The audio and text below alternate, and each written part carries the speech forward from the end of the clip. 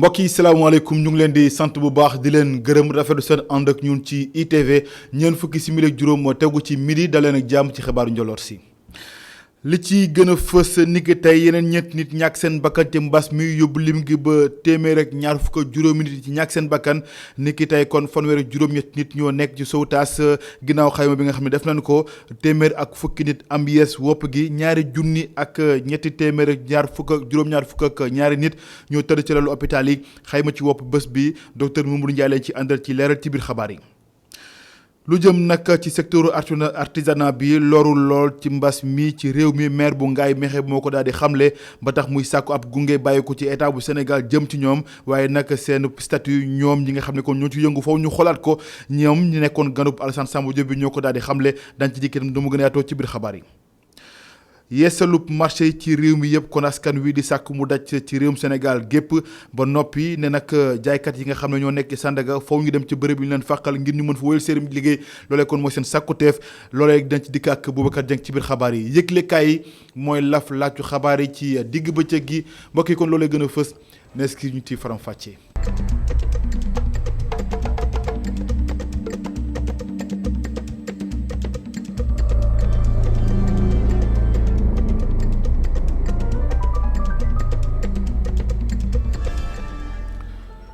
mbokk yi salaamaaleykum ñu ngi leen di sant bu baax di leen gërëm rafetlu seen ànd ak ñun ci ITV xabaaru njoloor si des koy tàmbale di ñu ko junjee ci ndorteel ak xayma jëm ci tolluwaay mbas mi ci réew mi ni ki tey yeneen ñeenti nit ñoo ñàkk seen bakkan ci mbas mi yóbbu lim gi ba téeméer ak ñaar fukk ak juróomi nit yoo xam ne kon fàttu nañu ci fanweer ak juróom-ñett ñoo tëdd ci lalu hôpital yi ko nekk ci sowtaas jamono ji téeméer ak fukki nit ñoo am yees wopp gi ginnaaw xayma bi nga xam ne ministère de la santé ak action sociale def na ko ñaari junni ak ñetti téeméer ak juróom-ñaar fukk ak ñaari nit ñu tëdd ci lalu hôpital yi ñuy toppatoo seen wàllu wér-gu-yaram xayma ci tolluwaay wopp ci Sénégal docteur Mamadou Ndiaye directeur de la prévention lañ ci àndal. ci junni ak ñaari fukk ak juróom-ñett test yi ñu xam ne jot nañ ko téeméer ak fukk ñoo ci positif ci ñooñu juróom-ñett fukk ñoo ci cas contact mooy maanaam ñi joxasoo woon ak ñi am u ñu yore doomu jàngoro ji am na ci benn cas importé bi jógee aéroport international Blaise Diagne foofu lañ ko enregistré am nañ ci ñaar fukki cas ak juróom-ñeent ñi nga xam ne ñooy transmission communautaire mooy ñi nga xam ne dañoo am doomu jàngoro ji te dañoo seetluwul fan lañ ko jëlee ci ñooñu nag Pout am na ci 4 mooy ñeent Guédiawaye am na ci ñaar Mariste am na ci ñaar Ñaari Tali am na ci ñaar Plateau am na ci ñaar Thiès am na ci ñaar Touba am na ci ñaar Bargny am na benn Allée des Centenaires am na benn Diamniadio am na benn Fann am na benn Xombol am na benn Liberté 2 am na benn Mbour am na benn Mermoz am na benn Ouakam am na benn Popenguine am na benn Yarax am na benn Yëmbal am na benn zone B am na benn ci ñi nekk hôpital mun nañu wax ne que tey juróom benn fukk ak juróom-ñaar am nañu tan ba dinañu génn incha allah fanweer ak juróom-ñett ñu ngi ci réanimation yi ñeent doomu aadama ñoo jot a génn àdduna dem alxamis ñaari fan ci weer bi ministère de la santé et de l'action sociale mu ngi jaal seen mbokk di leen ñaanal yàlla xare leen àjjana yeneen malade yi des ñu ngi am tan secteuru artisanat nag loru bu baax ci mbas mi ci Sénégal maire bu Ngaye Mékhé moo ko daal di xamle ndax moom Maguette Wade daal dina fësal ni weer bu nekk kon lu toll ci juróom-ñetti millions danañ ko ñàkk ndax lañ doon am jóge na kon ci fukk dal ba ñaari millions sunub xaalis ba noppi di sàkku ci état bu Sénégal ngir mu gunge leen bu ko defee loro bi nga xam ne kon seen secteur bi ñuy liggéey def na ko ñu mën ci génn nu mu gën a gaawee ñu tawli kàddoom Maguette Wade moom mooy maire bu Ngaye Mékhé ci micro Adama Sarr. amoon na ay recettes yoo xam dina dem ba fukki millions ci weer bi léegi ci Covid bi mënuñoo passé ñaari millions. artisans yi nag mooy waay xarale yi nekk Ngaye Mékhé mbas mi téye na seen liggéey te xam nga bu téye liggéeyu waaye xarale yi dëkk bu mel ni Ngaye téye na dëkk ba aussi ñoom amatuñu produit parce que il faut ñu am ay produits yi nga xam ni moom la ñuy liggéeyee mooy der yi boucle yi colle yi te loolu lépp yi ci ëpp dañ koy jëggaane. li ma xalaat mooy il faut ñu relancer sunuy industrie surtout industrie yi nga xam ni dafa nekk ay secteurs yi laal agriculture élevage ak pêche ñu leen di wax l'agro-industrie donc l'agro-business globalement yooyu il faut ñu relancer ko et artisanat yi ay corps de métier yu bëree bëri la et nit ñi nag Sénégal yi ci ëpp dañ koy jëggaane boo xoolee secteurs yi nga xam ni ñooy yor économie bi yëpp yi ci ëpp dañ koy jëggaane te li ci ëpp li ñuy jëggaane matière première bi ci fii lay jógee Afrique lay jógee baa mu jógee Sénégal et état bi li mu war a def mooy ñu renforcer le tissu industriel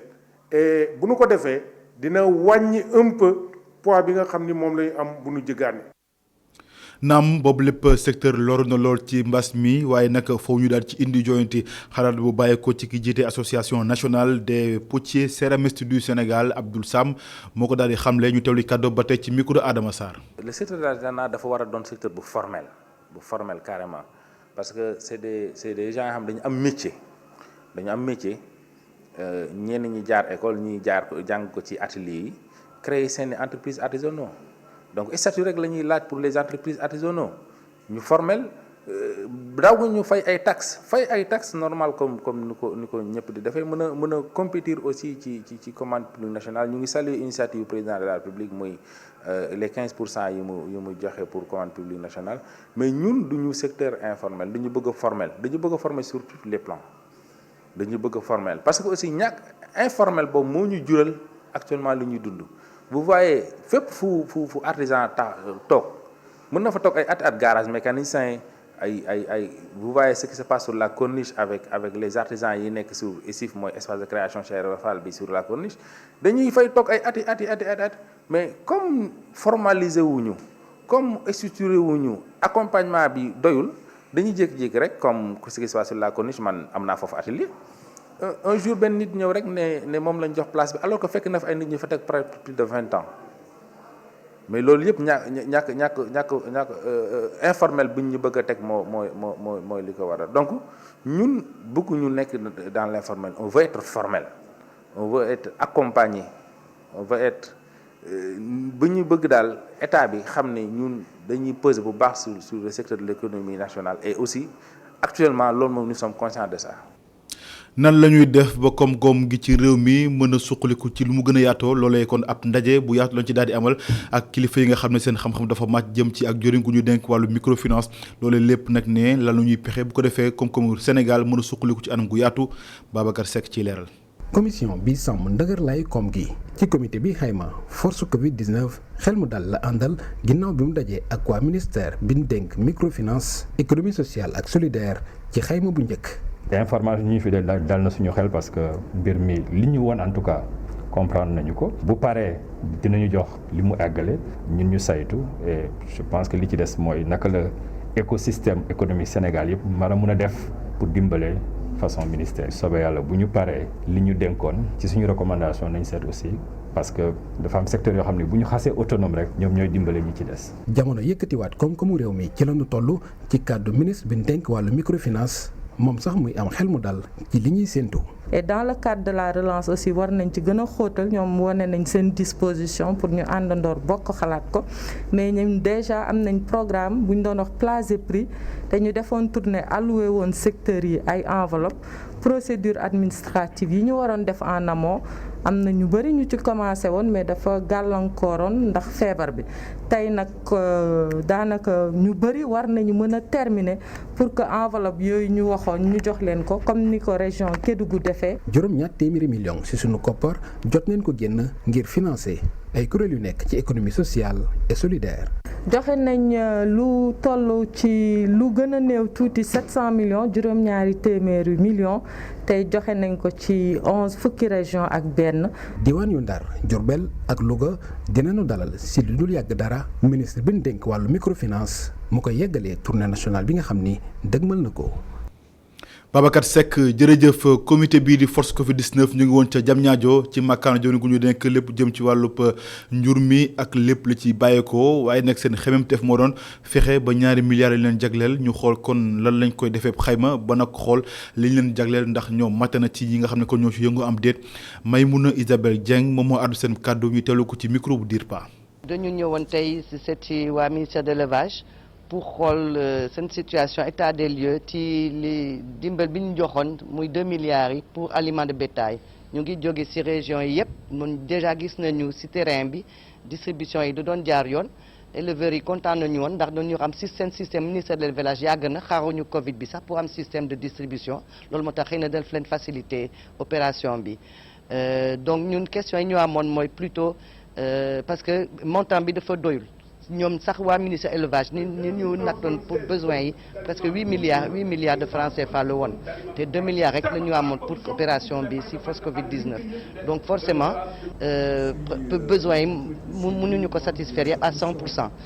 Même su fekkente ne sax même au niveau éleveurs yi sax si terrain loolu la ñu wax ñu koy vraiment kontaan nañu si dimbal bi mais besoin yi vraiment ëpp na loolu vraiment fuuf te ministère confirmé nañu ko tey donc vraiment te li ñu gis tamit mooy nekk depuis des années Sénégal a ngi fii ñu ngi si aliment de bétail ma xam ne dañ koy importer dafa cher lool ndax déjà état daf koy subventionné ba mën ko yaay 2200 mais si ki koy defar fii ki koy jaay fii entre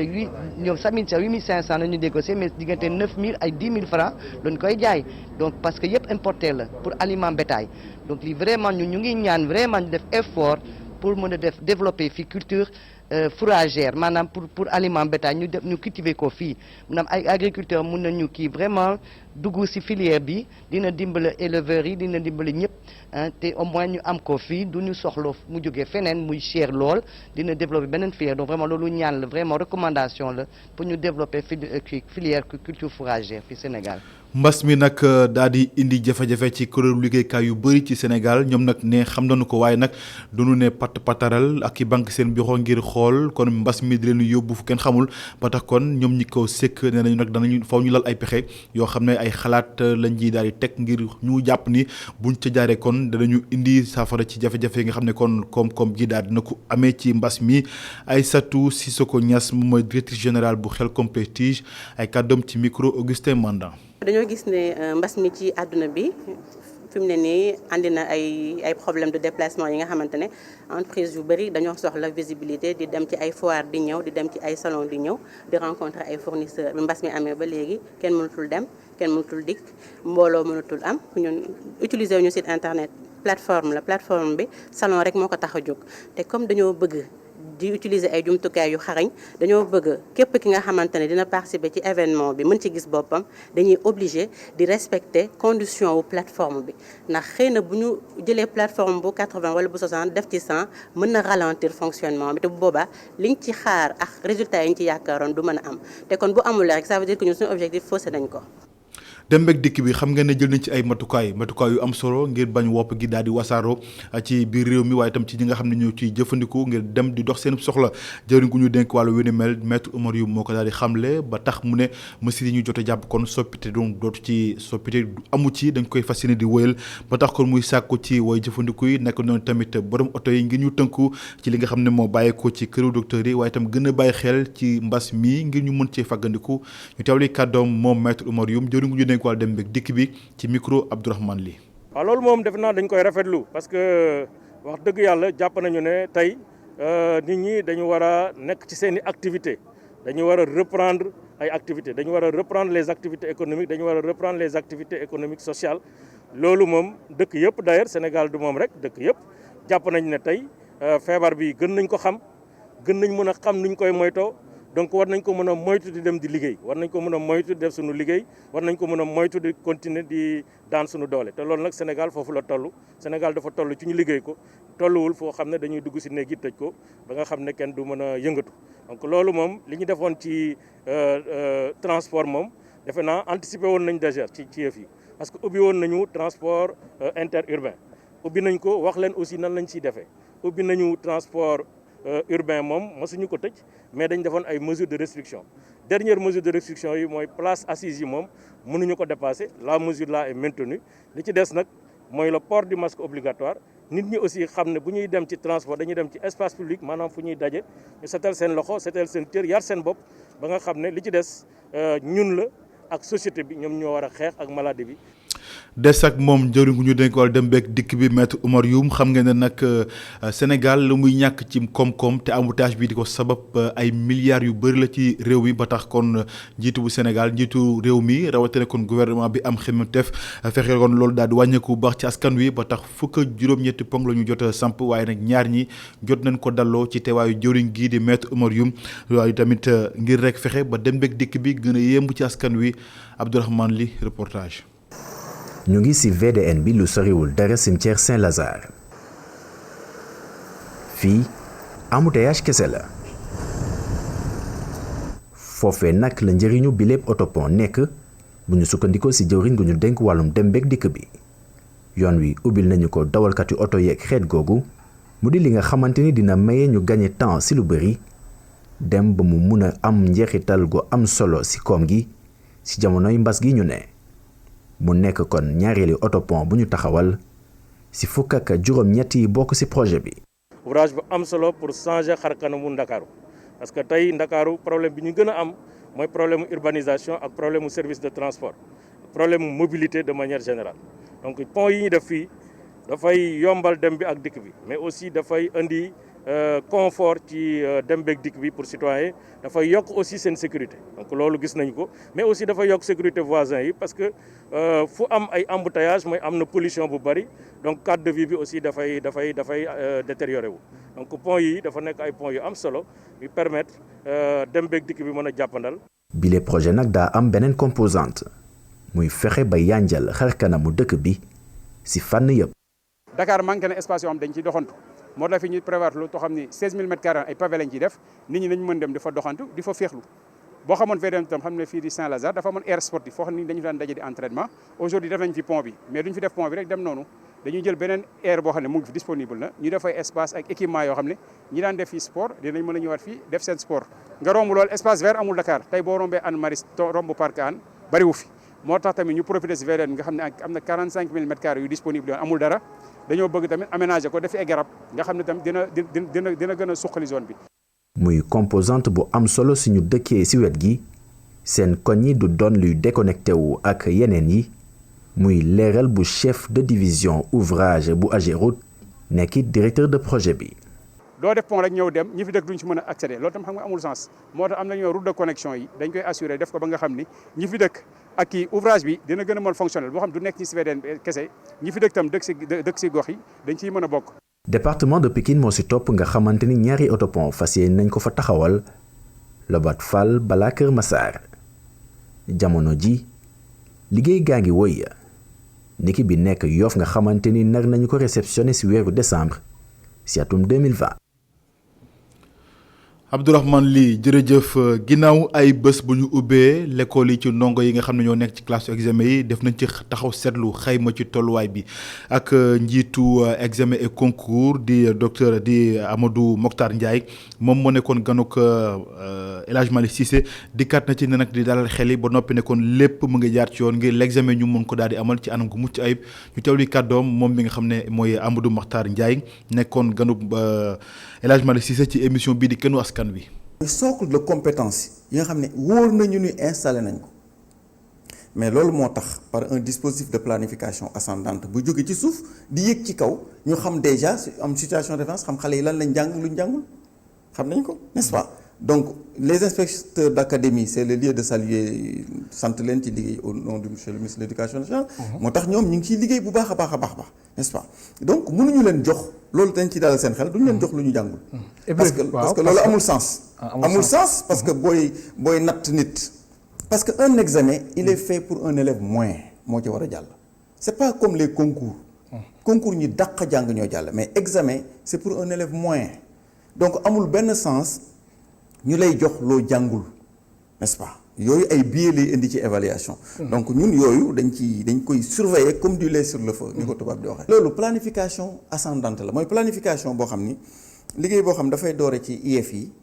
jaar ci inspection d'académie ba ñëw ci ñun parce que ñun dañ leen di bind man dama leen di bind lettre ne leen wax leen ñu yan centre ngeen retenir pour BFM pour entrée en sixième chaque année. ñu xool ni ay la yéwén IEF yi wax ni centre yi ñoo disponible ci ñun IA yi jël données yooyu agrégé ko envoyé ñu ko après ñun suñ contrôlé ba pare dañ leen koy delloowaat ne leen xool leen ndax centre yi ngeen tànnoon ci ñu d'accord ci est-ce que méngoo na ak li ngeen tànnoon bala ñu koy arrêté ñun ñu vérifier bu ñu ne fàtte ngeen tel centre wala tel centre kat ci diggante bi dindi nañ ko ndax dafa amoon ay jafe-jafe ñun leen corriger leen ko suñ ko corriger ñu jël ko bu boobaa nag ñun suñuy defar suñuy épreuve ci la ñuy xam ñaata centre lañ am centre bu nekk ñaata candidat la am n'est-ce pas centre bu nekk ñaata salle de classe la am n'est-ce pas su ko defee bu ñu ko def ci enveloppe ku ci nekk da nga am nombre de candidats bi nga xam ak numéro salle yeeg yëpp plan de salle yi ak yëpp ngay am. dem ca diwaanu Pakao foofee nag juróom-ñaari junni ak téeméer ak juróom-benn fukk ak juróom-ñeent xar la ñu soxla loolee nag ab xayma la bàyyi ko ci lël di waxtaan wu yaatu boo xamante ne nii amoon nañ ko ci teewaayu adjoint gouverneur bi di CRD loolee lépp nag ne moom ba mu ci génnee ma ngay waskan wi ku ci mën daal na nga dem teel a jënd sa xar laataa kon xar di manqué ci Sénégal Modou Guèye léegi wuyoo moom mooy gouverneur adjoint bu Sédhiou ay kàddoom ci micro Ousmane Demba. tey dañoo ñëwoon fii def benn CRD pour def d'abord le bilan Tabaski 2019 mais également def les perspectives pour Tabaski 2020 donc si loolu si ñu profité waale ñoom également pour aménager seen point de vente mais aussi sécuriser pour ñu xool loolu également waa Sénélec waa Sen'Eau ñu jël disposition yi nga xam ne moom la war a jël pour que yooyu du nekk problème le jour ji wala buñ ci jub si changer site bi fi mu nekkoon d'habitude dañ kaa changer ren parce que foofu centre de traitement bu leen fa élaborer mooy eaux et forêt bi mais ren dañ koy changé yóbbu ko derrière la Sénélec donc préfet identifié na foofu ak les services départementaux compétents donc ñoom daan xool la faisabilité de ce site là donc ñun après loolu daan xool nu mu ko mën a mettre en œuvre mais peut-être wax la ni ne def changement boobu c'est dans la commune de Sédhiou seulement la concerné mais yeneen département yi amuñu problème boobu peut-être également dire que occasion la pour ñëpp ñu mën a teel a jënd xar pour que bu ñu demee ba jour ji du am problème xar yooyu. waaw xam nga tabaski daaw ñu ngi amoon muy juróom-benn junni ak téeméer ak fanweer ak juróom mais ren ñu ngi soxla juróom-benn junni ak téeméer ak juróom-benn fukk ak juróom-ñeent xar moom la soxla ren au niveau de la région Sédhiou. marché Sandaga cantine yi fa nekk yenn ci kon danañ ko daaneel niki tey ci guddi loolee nag xabaar la bàyyeekoo ci kilifa yi waaye nag marchand ambulant yi nag ñoom nee nañu loolee soxalu lañ ba tax kon duñu jàpp tànk seen naataango yi nekk ci cantine yu bëgg a daaneel ñoom daal lañu jàpp sax ne ñoom ñi lànk kar ni kon duñu dem ci bërëb yi leen jagleel ngir ñu mën fa amal seen liggéey nee nañ la loolu du li war dëgg kay mooy ñu daal di méngoo kilifa yi bëgg seen bëgg-bëgg ngir dem foofu wéyal fa seen liggéey Adama Sow moom moo jiite ambulant ñu tawli kàddoom ci micro Binta Ba ak Moussa Fall. mu ne suba gis nañ ne waa Sandaga yi dañuy appelé à la résistance maanaam dañoo taxaw pour bañ li nga xam ne moo nar dal seen kaw ñu woo seen mbokk marchand ambulant yi pour ñu jàppale leen waaye ñun foofu dañuy wax ne ñun nekkuñu fii pour jàppale kenn parce que am nañ ay problèmes yu ñu doy parce que defe naa problème yi ñuy dund fexe nu ñu état jëlee en compte ba résoudre ñu suñu problème moo ñu gën a ñor ñuy dem di jàppale ay nit ñoo xam ne par exemple dañ leen bëgg a toxal ñu wax ne duñu fa dem bu ne ay marchand ambulant te marché bi moom ku nekk xam na ne suñu position mooy foog ñu defar ko foog ñu defar marché Sandaga te pour ñu defar ko il faut ñu fi nekk jóge fi ñu mën koo defar loolu moom mooy li nga xam ne ñun mooy lu réel ci loolu la ñu ànd waaw comprendre nekkuñu fi nag pour jàppale ma Samba wala pour xeexal ma Demba waaw dañoo am sëkk loo xam ne moo ñu doy waaw ci li ñu doy nag defe naa li ñu doy bu bëgg mu sóor ci loolu la ñuy nekk pour fexe suñu situation régularisée au lieu que ñuy dem di jàppale di yokk suñu bopp ay problème gërëm leen bu baax kon dañuy dem ci wàllub ba tey ci wàllub marché yi ak tey jii xemmeemteefu état wu Sénégal mooy yeesal yenn ci marché yi waaye nag askan wi seen sàkkuteef mooy mu daj ci réewum Sénégal bu ko defee kon marché yëpp doon lu méngoog jamono ay tamit ñoom jàpp nañu daal li nga xam ne kon moom mooy ñi nekk foofee nag ci mbedd yi ak jaay ak yu ni mel dañ leen war a yóbbu ci bërëb yi bu ko defee ñoom itam ñu mën a dem foofee amal fa seen njaay ba noppi wàcc ci trottoir yi Boubacar Dieng reportage. ñu ngi lu soriwul dara marché champ de course nekk bërëb bi nga xam ne moo war a dalal commerçant yi jógee Sandaga xale bu góor bi mu ngi liggéey ci bile garage moom mi mu ngi rafetlu yeesal gi nga xam ne ñu ngi koy def marché yi. di rafetlu tamit yeesal marché yi parce que bërëbu liggéeykaay moom bu demee ba yàqu ba tollu fenn fi yeesal ko day daal di jaadu. Modou Ngom mi ngi toog di waxtaan ak i xaritam taximan bi gis ni yeesaluk marché yi dina tax dem bi ak dikk bi gën a yomb si ñoom. lu baax la lu am solo la ndax it marché yi am na yoo xat-xat yoo xam ne bii même ñoon ñuy dawal sax dañ ko doon jànkonteel ak xat-xat yu métti yooyu te fu ñu demee ba mu yaatu ba oto yi mën na di jàll normal loolu day doon lu baax a baax. si gis-gisu Ndiaga Ndiaye naka noonu Modou Ngom commerçant yi nga xam ni nag dañu leen war a jëlee Sandaga war nañoo nangu ñëw fii leen di dalal. te kon ko dañoo pare pour yeesal ko kon Sénégalais bu ñu bëggee dara defaru ñoom ñëpp ci war a ànd jàpp defar parce que bu dee dañ leen utal makaan boo xam ne dañ ci war a dem pour defaru pour seen dalwaay bu bees yaakaar naa ne war nañ see mën a jàppalante. li olof daan na bala ngaa omelette da ngay toj nen kon il faut ñu mën a defar loolu mu mën a baax. ñoom ñaar ñi ñëpp gis ni yeesal gi ñuy def marché yi Ndakaaru yi war nañ koo yaatal ci réew mi yëpp. warul yem Dakar rek moom war na yaatu ba yeneen régions yi tamit jot ci parce que régions yi marché yëpp jot nañu yaatal ko parce que marché yi la taxu normes yi taxul ñu def ko normes yi léegi marché yi dépassé na ko. itam war naa mën a nekk ndax ñoom ci li ñuy xool moom mooy suñ circulation te marché bu ci xat rek day feeñ ci kaw tali bi. marché Gueule Tapée ñu yeesal ko koppar yi buñ ko xayma mu ngi toll ci juróom-benn milliard suñu xaalis marché Sandaga nag ñu war ko réhabilité ci aljuma ji su fekkee ni benn coppite amul ci bu ñu sukkandikoo ci ki nga xam ne moo di Abdou Karim Fofana nekk ministre de l'urbanisme. di ko gërëm bu baax a baax Boubacar Dieng daal di kon àddu ci xabaaru bitim réew yi benn ponk la njiitu France kon am njiitu gouvernement bu yees Jean Castex lay wuyoo moom mi nag ni ki tey kon la ko Emmanuel Macron daal di samp ci bopp gouvernement bi di sàkku ci moom mu daal di samp gouvernement bu gaaw a gaaw ci waxtu yu ñu dëgmal lu ci mënti am daal moom kon kii di Édouard Philippe la daal di wutu moom mi nga xam ne dafa tekki ndombal tànkam moom mi nag di Jean Castex juróom fukki at ak juróom la daal di am moom nag moo nekkoon délégué interministériel bi yor lépp lu jëm ci wàllu déconfinement ca dëkk ba weeru avril ba tey jii du ñàkk dana ci dikkaat nu mu gën a yaatoo suñu yeneen jotaay xabaar bokk bu mujj ci xabaar yi li ci yëglekaay.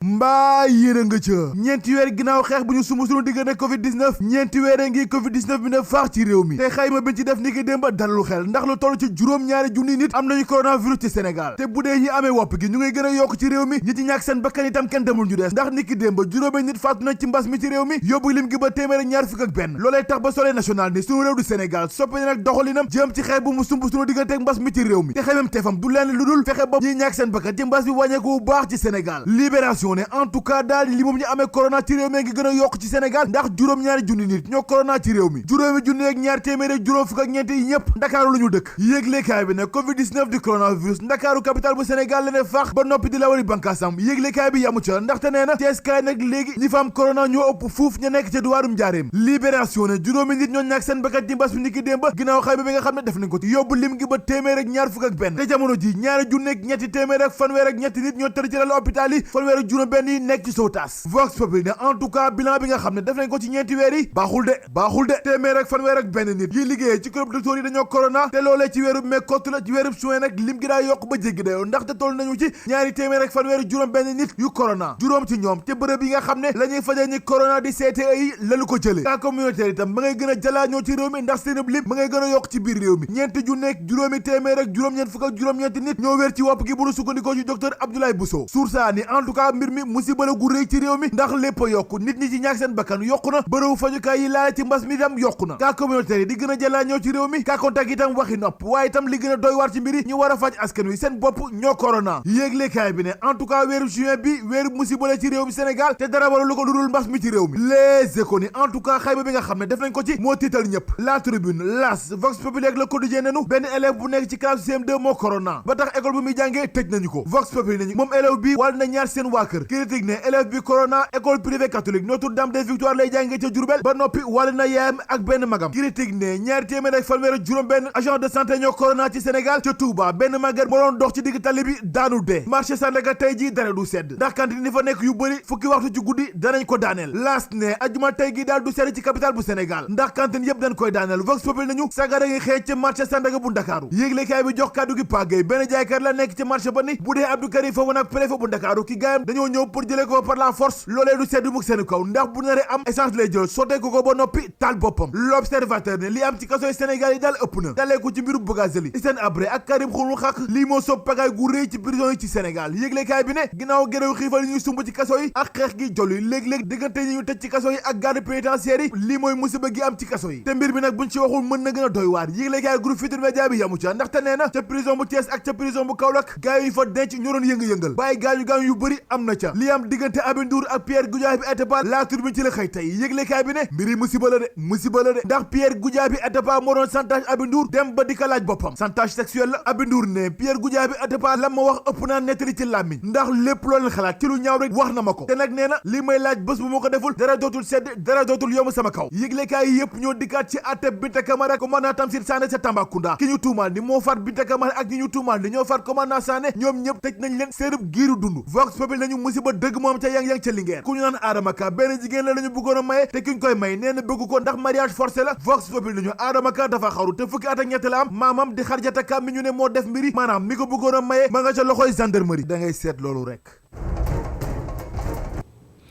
gërëm leen bu baax mbokk yi ci seen ànd ak ñun ci ITV loolee moo laf laaju xabaar yi ci njoloor si gërëm ñëpp ñi jàpp ci xabaar yi gërëm leen ci teewlu bi rédaction bi jox leen dikk daje xabaaru maraxi bu ci lande fii ak boobu ngeen woy dañu topp ci ITV ndax mbire ngi ci ñondu ci jàmm ngeen nekk ci jàmm jërë ngeen jëf.